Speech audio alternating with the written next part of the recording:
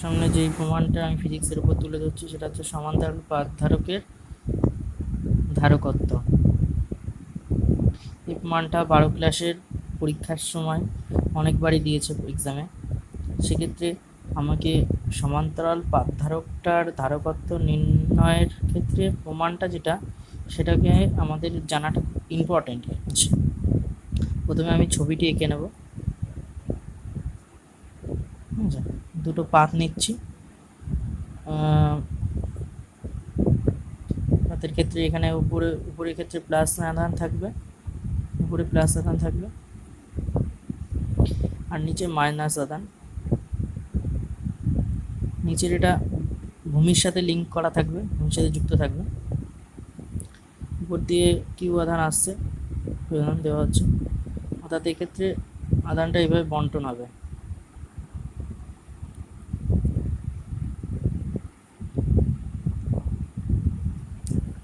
বন্টন হবে এক্ষেত্রে এই পাত্রে এখানটা এ হবে, এখানটা বি, দেন এই দুটোর মধ্যে দূরত্বটা হচ্ছে ডি।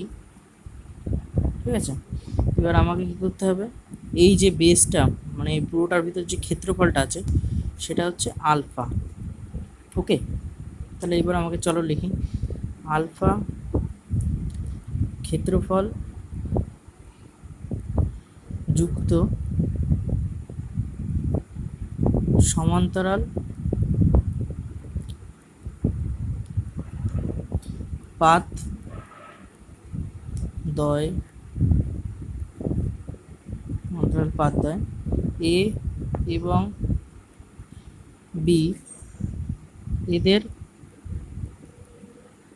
মধ্যবর্তী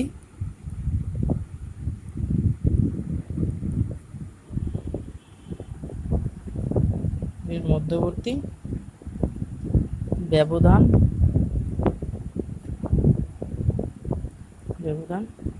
ডি। ওকে, মধ্যবর্তী ব্যবধান ডি, এবার লিখতে হবে কি, এ পাতটি কিউ আধানে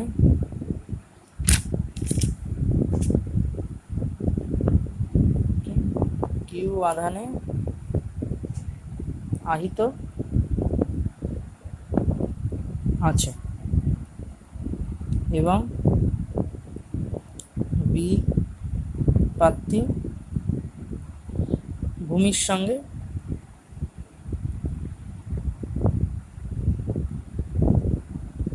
যুক্ত আছে।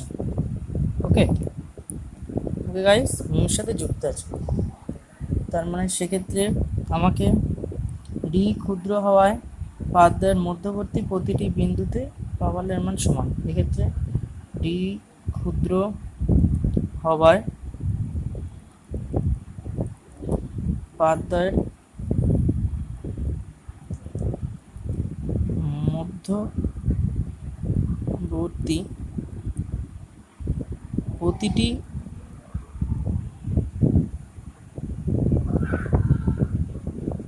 বিন্দুতে প্রাবল্যের মান সমান। ওকে, অর্থাৎ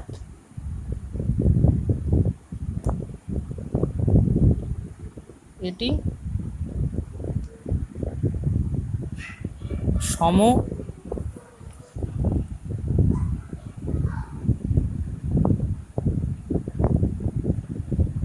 প্রাবল্য যুক্ত অঞ্চল। এবার তবে সুতরাং প্রাবল্য ইকুয়াল টু তলমাত্রিক ঘনত্ব সিগমা কাপ্পা এপসাইলন 0। ঠিক আছে, তলমাত্রিক ঘনত্ব sigma is equal to Q by L, অর্থাৎ আধান বাই ক্ষেত্রফল। ওকে, আর এক্ষেত্রে ইকুয়ালটা হবে কি তলমাত্রিক ঘনত্ব, তলমাত্রিক ঘনত্ব। ওকে, এবার আমাকে জানতে হবে কাপ্পাটা কি। কাপ্পা ইকুয়ালটা হচ্ছে পড়া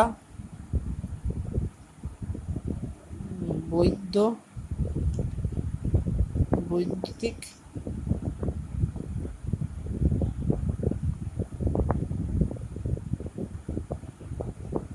ধ্রুবক। ওকে,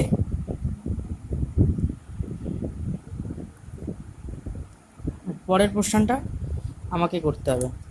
পরের কোশ্চেনটা কি হবে, পরের কোশ্চেনটা এবার আমাকে ছবিটাকে দেখতে হবে। তো ছবিটাকে দেখার পর পরের কোশ্চেনের ক্ষেত্রে আমাকে নির্ণয় করতে বিভব প্রভেদ। তো বিভব প্রভেদ, বিভব প্রভেদ নির্ণয় করতে বিভব প্রভেদ V equal to E into D. এখানে ই হচ্ছে প্রাবল্য, প্রাবল্য ইন্টু ওই দুটো পাতের মধ্যে যেই দূরত্ব সেটা হবে। ওকে, তার মানে দেন পরে কি করতে হবে, ই এর মানটা আমরা জানি C kappa epsilon 0 into D হয়ে গেল। এবার কি ধারকত্ব,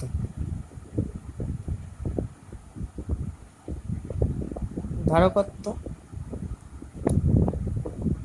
C is equal to Q by V. ওকে,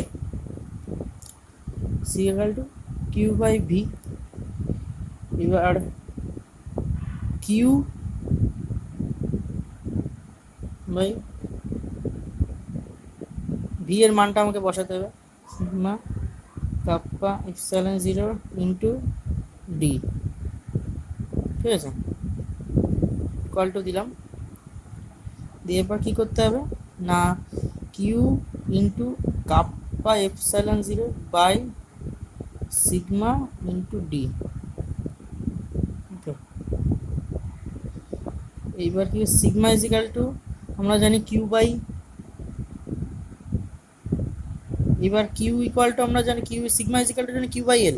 ঠিক আছে, এইবার সেখান থেকে Q is equal to sigma into L বেরোবে, sigma into L into kappa epsilon 0 by sigma into D.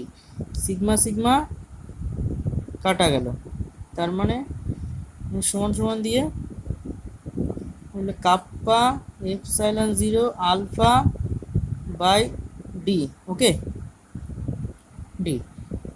এইবার সেটাই হচ্ছে তোমার তলমাত্রিক ধারকত্ব, ধারকত্ব সেটাই বেরোলো ধারকত্ব। এবার আমাকে তাহলে প্রুফটা হয়ে গেছে যেহেতু, তার মানে আমাকে লিখতে হবে, আমি নেক্সট পেজে যাচ্ছি, অর্থাৎ এখানে পি টি ও, ঠিক আছে, প্লিজ টার্ন ওভার পিটিও। দেন আমি পরের পেজে যাচ্ছি, পরের পেজে তাহলে কি করতে হবে, লিখতে হবে সমান্তরাল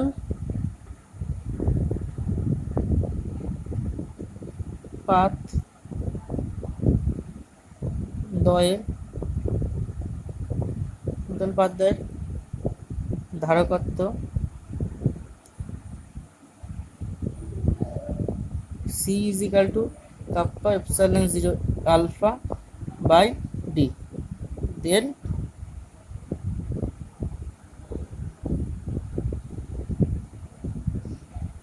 আমার প্রমাণ এখানে কমপ্লিট হয়ে গেল। ওকে, তার মানে এখানে প্রুফড,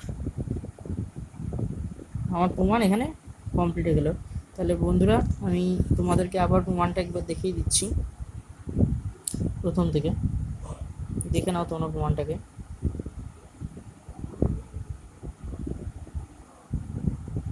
প্রমাণটাকে একবার দেখে নাও।